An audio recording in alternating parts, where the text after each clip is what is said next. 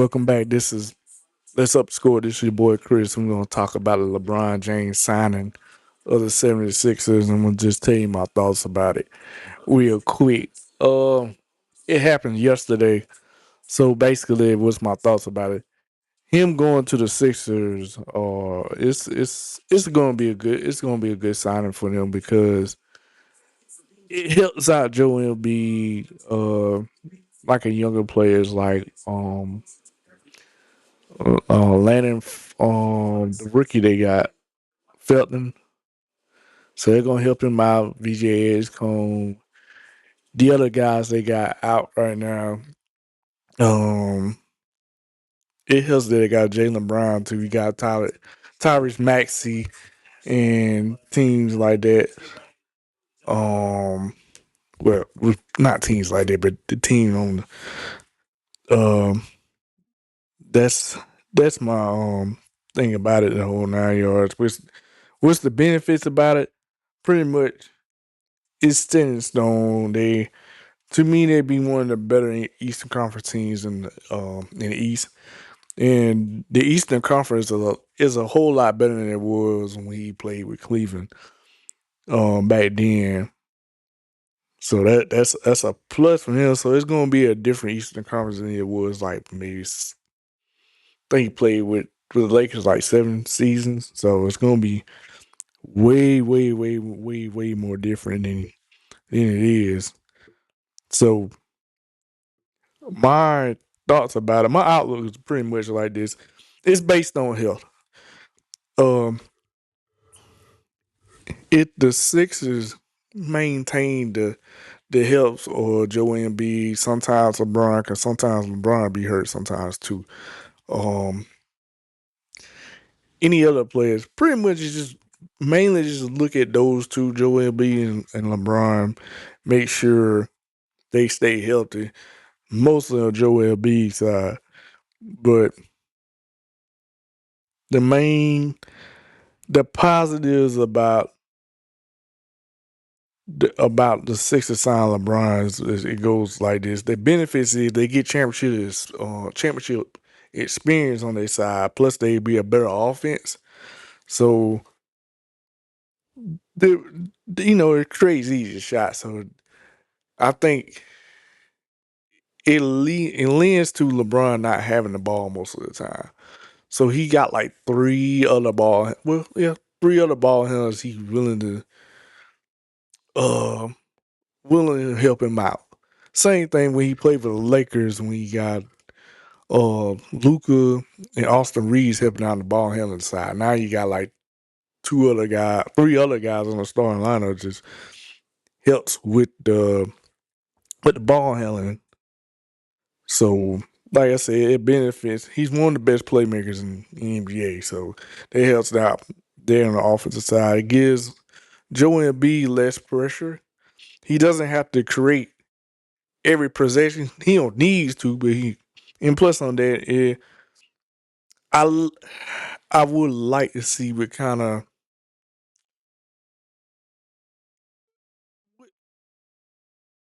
offense are they gonna try to pull for, because it's gonna be a paint thing really for Joel Embiid and James because they like to be in the painted area.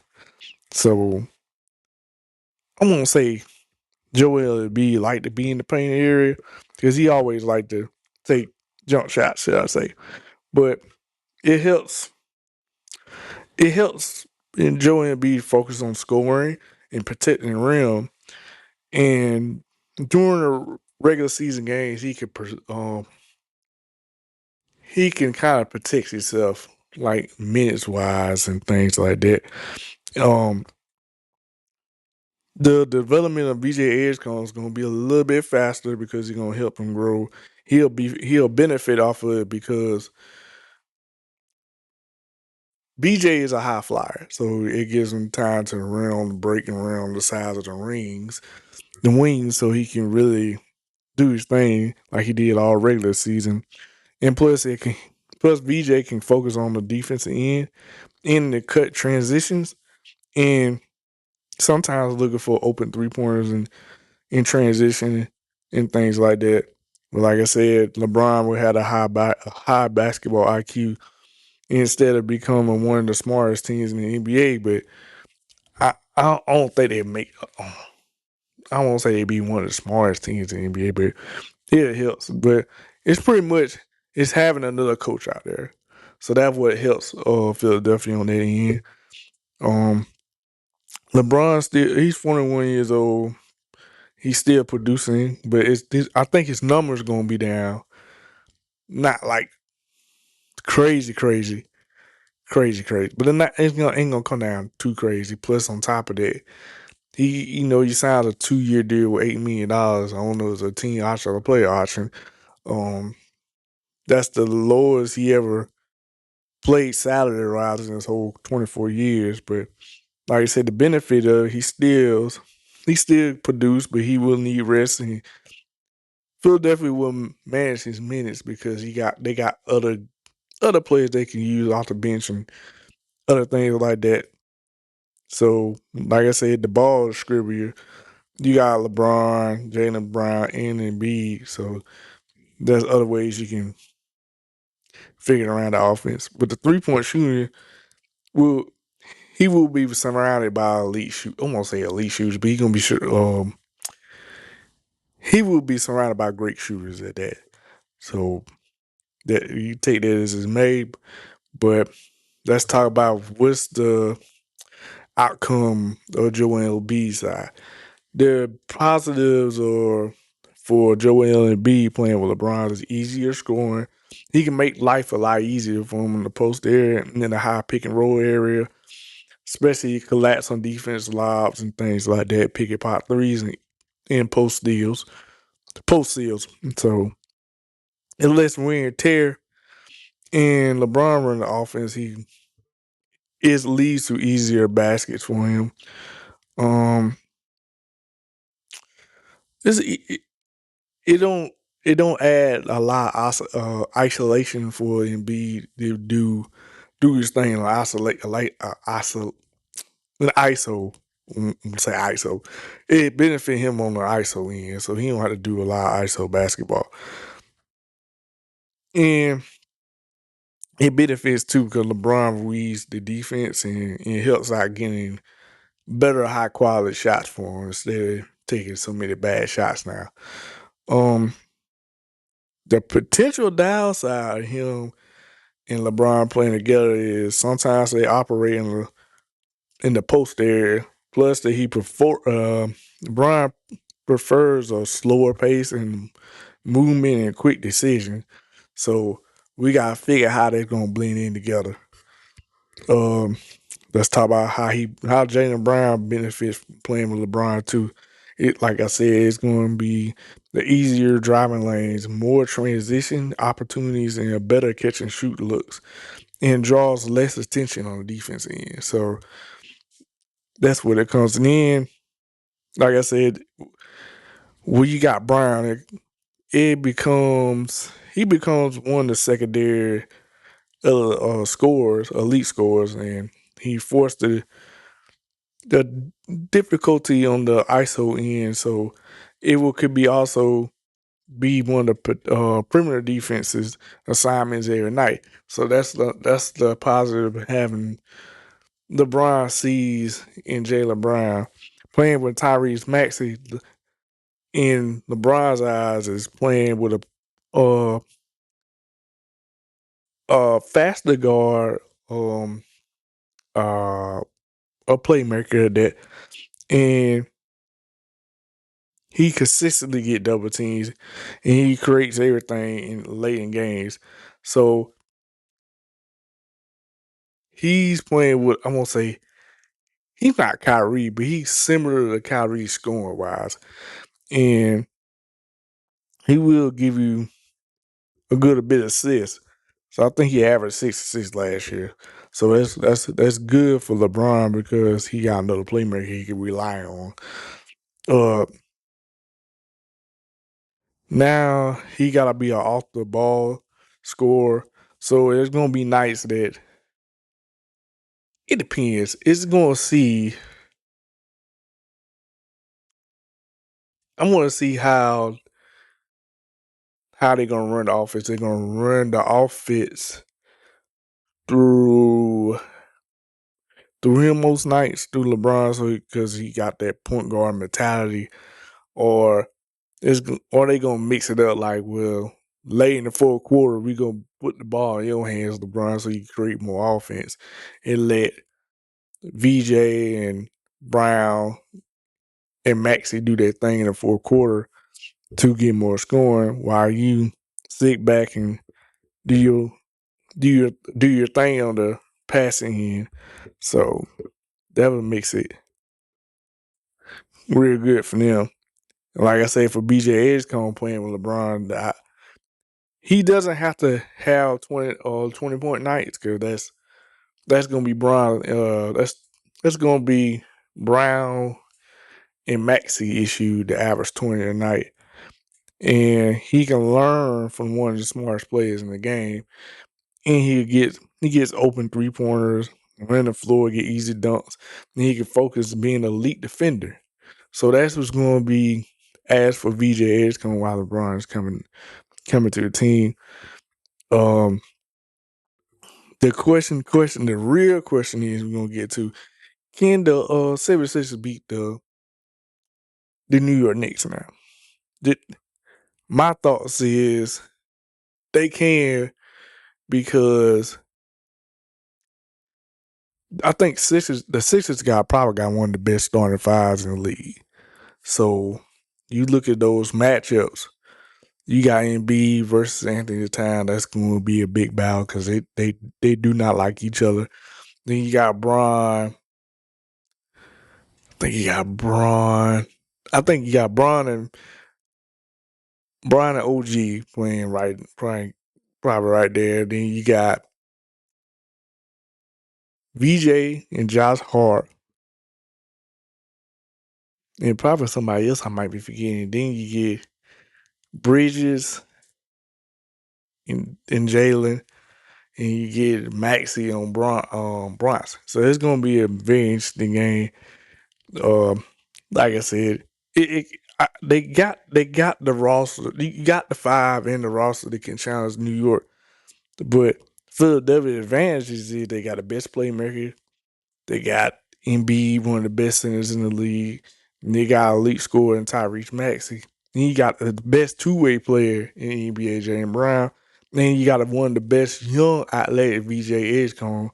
So based on pure talent, the Sixers might have a higher ceiling than probably any Eastern Conference team right now, based on ceiling. The next team, I probably say, based on that, I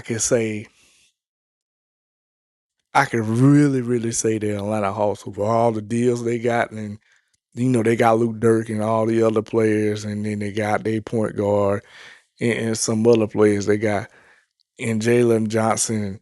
So they probably got them two teams. They probably got a higher ceiling, but I think the 76ers got way, way higher ceiling to take advantage of, really. Now I can still, but I can see the argument. I can see the argument that the New York Knicks can still be dangerous too. Now I can look at, just because they are the defending champs. Plus, you got one of the best point guards in the league, Jalen Brunson. So you got Carl Anthony Towns. Oh, they've been there, done it. So that's how I look at it too. And plus, they've been together, they won together. Mike Brown can make a lot of adjustments.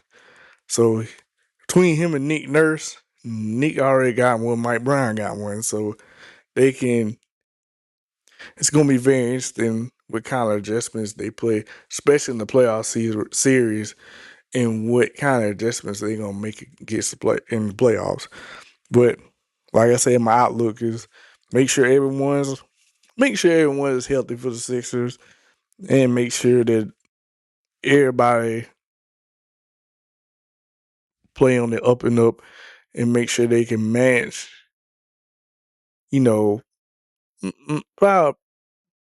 Probably manage their minutes for Joel Embiid and LeBron. to continue to this championship run. Um, the number one thing on my outlook is New York Knicks is defending champs, and they got proven chemistry. And the number two thing is the Sixers' outlook will be based on health, and they got a very, very big ceiling. And it's going to be based on Joel Embiid. Can he stay healthy for a full playoff run? And like I said, as long as they can manage those two guys' minutes and how they use Joel Embiid. So what is going to happen is, I think, honestly, I think they're going to try not to push Joel Embiid too hard this season because they know they got LeBron and other guys and all the push. They gonna hitch their wagon to Tyrese, Jaylen Brown, and VJ, and they gonna put all the heavy lifting on them, so to speak. So,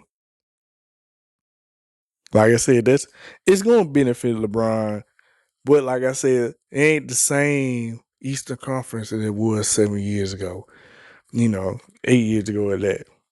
But at the end of the day, I think can LeBron deliver the Sixers an NBA championship? Well, I think so with the team they got, but we'll see how they will benefit with him on the team. And like I say, you look at the Eastern Conference now, you got Atlanta getting better. We got to see what Washington going to look like just because they got the bats. They ain't do nothing. They didn't do anything with AD, so they ain't trade him. But they got a pretty good ceiling themselves too. Um, we gotta figure out how Indiana's gonna do since Tyrese Halliburton is coming back. We gotta see how Detroit do. Since they ain't signed Jalen Duran yet, what kind of what's the chemistry gonna be like now? They did not add a second scorer to help out Kane Cunningham. So um I think Orlando's still the same, but we gotta figure out how good that coach is. Trying to figure out who else. New York, the Sixers. I forgot about the Celtics. The Celtics is going to be very interested just because they lost Jaylen Brown. How Paul George going to benefit there? How Jason Taylor is going to play without Jaylen Brown, and it's going to be more the heavy lifting for him now. And I want to see Joe Mazzulla adjust the offense and see what kind of play style, how it's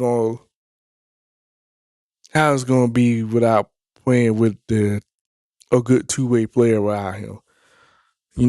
Paul George ain't the guy like he used to be as a two-way player. So that's gonna be good. That's gonna be a real big issue for him down the road. Well, not for him, but them from down the road.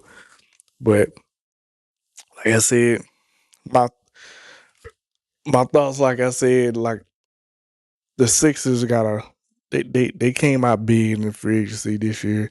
If I had to grade them, I would say they had an A++ because they signed LeBron plus the trade they did with Boston. They pretty much how I say it, not scanned them, but they pretty much got a way better deal than they did on Boston. So they can't mess it up this year. And plus the East, like I said, the East Conference is a lot better than for LeBron on the LeBron end, but it's a lot better than 8 years ago. So this Eastern Conference gonna kind of mind him his first couple years in the East. Cause like I said, they back well, I say it like this, back then when he first came to the league. It wasn't as good as this, but it's a lot better. But end of the day, it's gonna be based on health, how LeBron's going, how the chemistry's gonna be like. So, like I said, it's gonna be NBA is gonna be really, really great this season because you got all these trades that went down, LaMelo Balls and Minnesota. We don't know how Ant and LaMelo are gonna be like together. We don't know how the Lakers gonna be with Luka now without LeBron. What's the chemistry gonna be like now since LeBron's out the picture for good? What Luka and Austin is gonna be like? Now, is Houston gonna be better since Fred come back from injury? They got a point guard now. OKC, how they gonna come back from this after losing the Western Conference Finals? How San Antonio gonna benefit from losing the NBA Finals? I'm trying to figure out how Toronto's gonna be if they get Kawhi and Leonard after this little situation they got with the Clippers. How's that gonna benefit him? How's it gonna benefit Toronto down the line? How Phoenix Suns gonna be? Can they keep it up? Is Golden State gonna sneak up on a lot of people because they got Axel Lindenberg. He's gonna play I'm pretty sure he's gonna play a tremendous benefit. He's gonna be a tremendous benefit for the Golden State Warriors down the line. How I'm trying to figure out some other teams. How the Nets gonna be? How they first 30 games gonna be like? How Joker's gonna end up? Is Denver's the same old team they was a couple years ago? And not. It's probably time to trade Jamal Murray in a sense. I forgot about Cleveland. How Cleveland's gonna be since they missed out on LeBron sweepstakes. How they gonna benefit? Mitchell and Harden's gonna be like, and down the road, what they is gonna be like? They gonna trade one of their bigs down the road.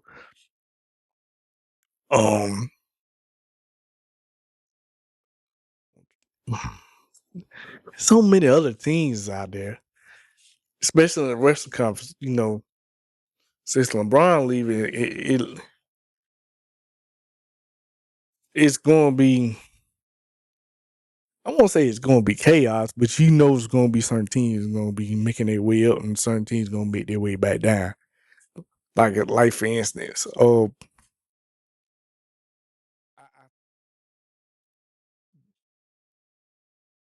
I think certain teams gonna make their way up, and certain teams gonna make their way down. Since LeBron going to the Sixers, they gonna be at least a top 3 seed in the Eastern Conference. They gonna be one of the favorites. Any team in the NBA to win the finals. Then on top of that, like I said, in the Eastern Conference, you don't know who's gonna go up, who's gonna be going down this year. So this year might be. I can see a scenario Washington Wizards might be in a play-in team. They might have more than 40 plus wins. They might have 30 plus wins this year. Milwaukee's gonna take a nice little dip down. We're gonna see how Giannis gonna play in Miami. How they gonna benefit? How Miami's gonna benefit our Giannis coming team? We don't know if Giannis nagging injury is gonna impact him going to Miami down the line. And we're not too sure that Miami's gonna be a top 5 seed. They might be a playing team. Same thing with Detroit. The thing about Detroit is, like I said, they ain't really go out there and find. They did not find another second scorer for Cade Cunningham. It's gonna be a very interesting trading deadline of the about the first 30 games of the season, trying to figure out what is going on what kind of pieces gonna fit down the road? How Jalen Durham's going? How he gonna feel since he felt like he deserved more money, even though he had a shitty playoffs, but he has to bounce back from that. He got to show that he's a top 5 big guy in the league. So he has to show up. And who knows, Chicago, teams like Chicago and Indiana, they gonna benefit playing coming up and playing, especially in Chicago. Chicago's gonna get better just because of that rookie they got. Plus, on top of that, Tiago Splitter did a pretty good job with the Portland Trailblazers. So no telling what's gonna be like for Chicago. They might be one of the teams they might get in a 6-7 spot based on how Tiago Splitter played. Coached in uh Portland. So like I said, it's Chicago. Like I said, Chicago, Indiana, Charlotte. I forgot about Charlotte. Charlotte got to figure out was the wrong move or the right move. Which I'm on the opposite of the spectrum. Charlotte did the right thing, but we don't know yet till they play. But it's gonna be hard for them because, like I said, Charlotte gonna be one of the teams that's gonna make their way. They can be some way in the play-in situation, but a lot of teams don't see it that way because, well, certain fans ain't gonna see it that way because they lost a little bit of the ball. We don't know how Con Knipper and Brandon Miller are gonna be like handling the heavy lifting now. So we gonna see Nas Reed being the full-time power forward, full-time starter. We're gonna see those type of things now. Is Pablo gonna be is gonna show up this year? Is he gonna make that next step for Orlando to make that push to the he gotta show he's a superstar on that team. It's like I said, it's plenty of teams out there. It's probably some teams I ain't thought about yet. I think, like I said, Portland gonna be. They was in the playoff last year. Now I think they're gonna make their way back down because they got too many guards. They gotta figure out them 4 guards which one's gonna be tradable. And I don't think this probably. I think honestly, I think this probably Ja Morant's not. I won't say his last stop, but I'm pretty sure they might not be his last stop this season. Going into the season, I think he's gonna get traded again, or I can see Drew Holiday get traded. I can see because depending on how everything works out, because those 5, let's see, you got Ja, Scoop, Shaden, Drew Holiday, and Dane. You got those 5 guards. You gotta figure maybe two out the 5 guards might be gone during trade deadline or before then. But in my opinion, I don't think John might not be playing in Portland most of the year. I think he's gonna be going somewhere else because Dame is there. I think it's gonna be pretty much. I think they're gonna try to keep Dame and probably keep somebody like Scoot Henderson. I think I see Drew Holiday and John Morant going because they're gonna be because somebody want those guys, and I can see a scenario like it's cool here, but I want to play with a playoff team or somebody better that it's not crowded as much at the same position that I am. So that's why I think about that. But those are my thoughts on LeBron James going to the Sixers. And like I said, I think LeBron and Philadelphia make a big push to get to the title this year.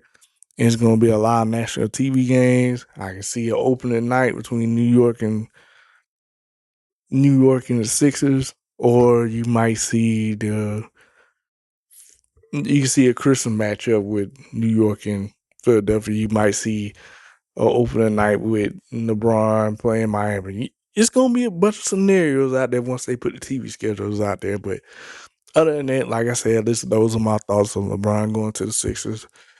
So, and plus on top of that, I think the Sixers can challenge New York. But that's it for me. Enjoy your weekend. Like, subscribe, rate the podcast. Peace.